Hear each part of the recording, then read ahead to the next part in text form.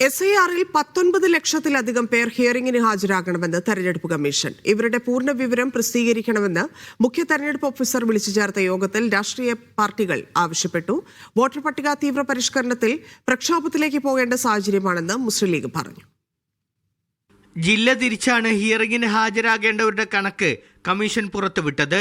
19,32,688 പേരുടെ മാപ്പിംഗ് ആണ് ഇതുവരെ നടക്കാത്തത്.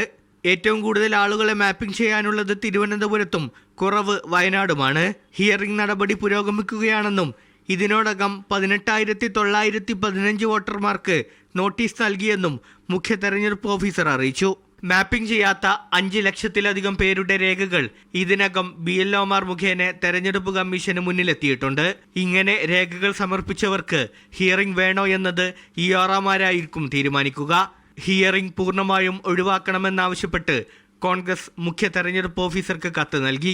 പ്രവാസികൾ ഉൾപ്പെടെയുള്ളവർക്ക് രേഖകൾ സമർപ്പിക്കാനുള്ള സമയം അനുവദിച്ചില്ലെങ്കിൽ പ്രക്ഷോഭവുമായി മുന്നോട്ടു പോകുമെന്ന് മുസ്ലിം ലീഗും വ്യക്തമാക്കി. ഹിയറിംഗ് തുടങ്ങുന്നതോടെ എല്ലാ ആഴ്ചയിലും ഉണ്ടാകുന്ന രാഷ്ട്രീയ പാർട്ടി അവലോകന യോഗം ഉണ്ടാകില്ല. മീഡിയ 1 തിരുവനന്തപുരം.